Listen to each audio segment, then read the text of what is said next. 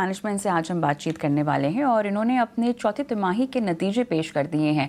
नतीजे अनुमान से बेहतर भी रहे हैं। आखिर किन सेगमेंट से कंपनी की ग्रोथ को सपोर्ट मिला है, वित्त वर्ष 26 की बात करें तो ग्रोथ को लेकर आउटलुक कैसा है, पिछली तिमाही में एनपीए में तेज बढ़त के बाद इस तिमाही गिरावट दर्ज की गई है, तो आगे एनपीए को लेकर क्या उम्मीदें हैं, और इसी पर बातचीत करते हैं। हमारे साथ इरेडा के सीएमडी प्रदीप कुमार दास जुड़ गए हैं।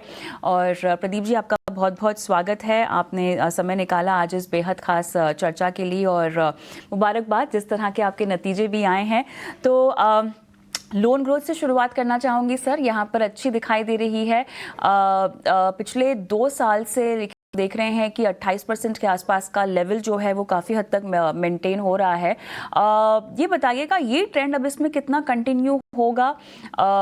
किस तरह की आप देख रहे हैं ग्रोथ इस लाइन पर FY26 में हम उम्मीद कर सकते हैं? कविता जी, धन्यवाद बुलाने के लिए। एक तो जो 28% आप ग्रोथ कर रहे बोल रहे हैं, हमारा 5 साल का CAGR देखेंगे तो 27% है। जब 5 साल से लगातार हम 27% हो रहा है तो ग्रोथ 28% और अब ईयर ऑन ईयर ग्रोथ 28% है, तो ऑलमोस्ट हम लोग का ग्रोथ जो है कंसिस्टेंट है और कंटिन्यूअस है। ग्रोथ का साथ साथ हमारा जो कॉर्पोरेट गवर्नेंस है, ओवरऑल का कंपनी चलाने का जो तौर तरीका है, उसमें भी काफी इंप्रूवमेंट लगातार हो रहा है। आप देखेंगे हम लोग पहला संस्था है, कंपनी है देश में बैंकिंग नॉन बैंकिंग में, और कोई भी सरकारी क्षेत्र का भी लेंगे, पहला संस्था है जो पूरा ऑडिटेड रिजल्ट 15 दिन का भीतर हम पब्लिश करके दिए। इसे देखेंगे, इससे पहले हम 19 दिन में, 25 दिन, 30 दिन में से, तो लगातार हमारा कॉर्पोरेट गवर्नेंस को भी हम रेगुलर इंप्रूवमेंट करते जा रहे हैं। हमारा देखिए, जो बिजनेस करना है, हम प्योर प्ले ग्रीन फाइनेंस में है, बाकी किसी में हम करते नहीं है।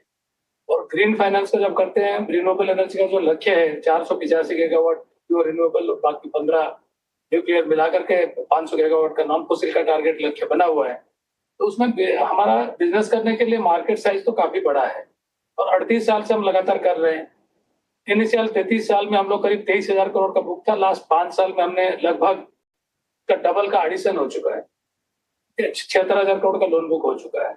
तो ये 28% का ग्रोथ हमने जो रोड मैप दिए थे 2029 तक, ऑलरेडी मार्केट में अवेलेबल है, पब्लिश हमने किए थे, स्टॉक एक्सचेंज को दिए भी थे इसका, कि हम 29 तक हमारा 27% का CAGR में उम्मीदें चलेंगे, जिसमें हम एक महारत्न कंपनी बन सकते हैं। हम एक सरकारी संस्था है, सरकारी का संस्था का जो मापदंड होता है उसमें महारत्न सबसे बड़ा माना जाता है। तो हम से ए बने, ए से फिर मिनीरत्न से नवरत्न बने, अभी नवरत्न से महारत्न बनेंगे। ऐसे हम कोई आंकड़ा को लक्ष्य रख के करते नहीं है, क्योंकि इस सेक्टर का देश में जो रिक्वायरमेंट है, कि जरूरत है कि रिन्यूएबल का बढ़ोतरी हो ताकि वातावरण को सस्टेन कर सकते हैं, तो हमारा प्रयास उसी में रहा है। और हमारा मंत्रालय को हम एक ही संस्था है जो फाइनेंसिंग और लेंडिंग तौर पे सपोर्ट करते हैं और काफी सारे पॉलिसी इम्प्लीमेंटेशन भी सपोर्ट करते हैं, तो हमारे लिए बिजनेस आना नॉर्मल बात है। और सबसे बड़ी उपलब्धि ये हुआ है कि 5 वर्ष के अंदर वृद्धि किए हैं, जो तरीका अडॉप्ट किए हुए हैं, जो कॉर्पोरेट गवर्नेंस का क्वालिटेटिव इंप्रूवमेंट किए हैं, वो हमारा बड़ा मेन मुद्दा बना हुआ है। वही हमारा आगे चल के हम उसको कायम रखेंगे। बाकी सेक्टर में उत्थान पतन होता रहेगा, रिन्यूएबल और न्यू और इमर्जिंग चैलेंजेस रहेगा, उसको किस तरह हमें रिस्क को एड्रेस करते हैं, चैलेंज को, रिस्क को मिटिगेट करते हैं, या रिस्क को कवरेज लेते हैं, जहां नहीं ले पाते हैं हमें पता है कितना हम रिस्क भी छोड़ रहे हैं, तो वो सारे को बैलेंसिंग करते हुए हमें ग्रो करेंगे। यहाँ पर जिस तरह से इम्प्रेसिव ग्रोथ यहाँ पर हमने आती हुई देखी है, तमाम पैरामीटर्स की भी अगर हम बात करना चाहें, 47% NI में, 36% का यहाँ पर प्रॉफिट, लेकिन गाइडेंस FY26 के लिए क्या आप देना चाहेंगे? देखिए, जो NIM का होने का मेन हमारा जो कॉस्ट है, बोरोइंग कॉस्ट, वो काफी घटा है। उसका मेन कारण यही था कि हमारा लास्ट ईयर जो 2 साल पहले रेटिंग इंप्रूवमेंट हुआ और एक एजेंसी लास्ट ईयर दिया, तो सारे जो रेटिंग एजेंसी हमारे डोमेस्टिक रेटिंग एजेंसी है उसमें से AAA स्टेबल मिला, जो देश का भीतर सबसे बड़ा रेटिंग माना जाता है। इसका साथ साथ हमने इंटरनेशनल रेटिंग भी हमने लिए, जिसका पहले अटेम्प्ट में हमें सोवरेन रेटिंग का बराबर मिला है। अभी हमारा प्रयास है उससे एक नॉच ऊपर लेने के लिए।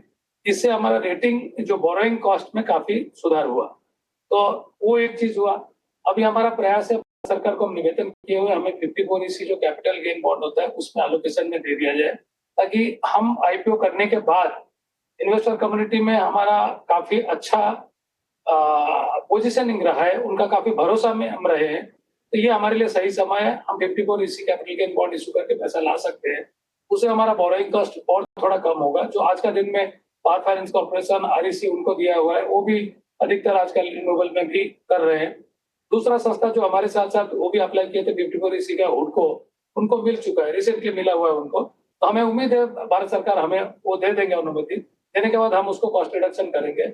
इसका अलावा हमारा जो ओवरसीज बोरोइंग है, हम तो इंटरनेशनल रेटिंग दिए, ओवरसीज बोरोइंग कॉस्ट कम किया, लेकिन जो हेजिंग कॉस्ट है उसको भी और कम करने के लिए हम गिफ्ट सिटी में ऑफिस हमारा खोले हैं। उसका ऑपरेशन बहुत जल्दी ऑपरेशन करने का परमिशन अनुमति मिल चुका है। अभी हम वहाँ पे बिजनेस ऑपरेशन भी स्टार्ट कर देंगे।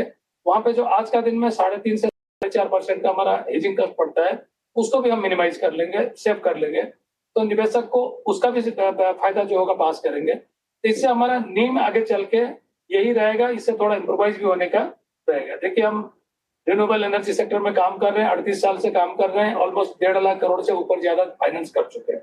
हमारा क्यूमुलेटिव राइट अप अगर लेंगे लास्ट मार्च तक का 215 करोड़ का लगभग है। उससे प्रमाणित होता है कि ये सेक्टर जितना रिस्की है उसको ठीक से मैनेज करते हो तो हो जाता है। तो इसमें जितना हम संयम से काम करेंगे, आगे भी इसको स्टेक होल्डर के साथ हैंड होल्डिंग करके काम करेंगे, पॉलिसी मेकर्स और हमारे जो गवर्नमेंट एजेंसीज, रेगुलेटर सबको साथ में अलाइनमेंट करके करेंगे और डिसिप्लिन मेंटेन करते रहेंगे। हमें नहीं लगता कि हमारा बिजनेस वृद्धि में कोई व्यवसाय वृद्धि में कोई प्रॉब्लम आएगा। साथ साथ जो हमारा असेट क्वालिटी है वो हम कंटिन्यूअसली प्रोवाइड करते रहेंगे।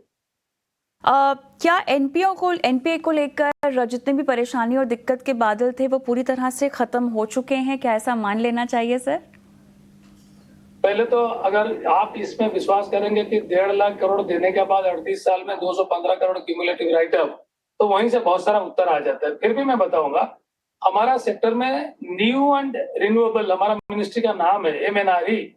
तो जब हम न्यू करेंगे हमेशा चैलेंजेस रहेगा। इमर्जिंग सेक्टर जैसे ये ई मोबिलिटी, हो सकता है आपका प्रश्न रहेगा जनसल के लिए, मैं पहले ही बता देता हूँ।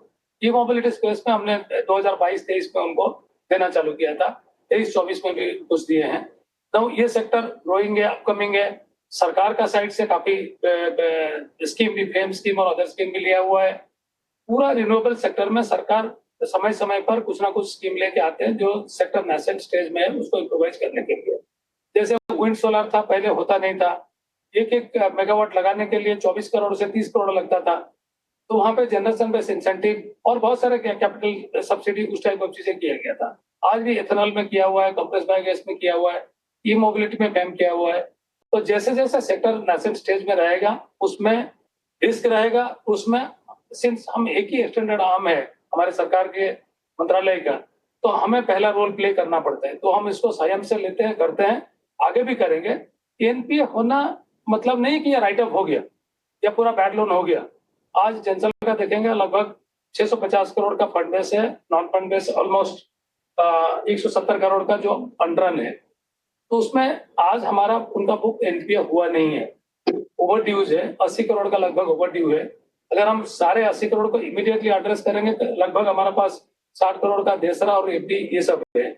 पर हमें कोई एक्शन लेने का पहले हमारा टीम भी अपना इन्वेस्टिगेशन कमेटी है, आरबीआई का नियम का हिसाब से जो बना हुआ है।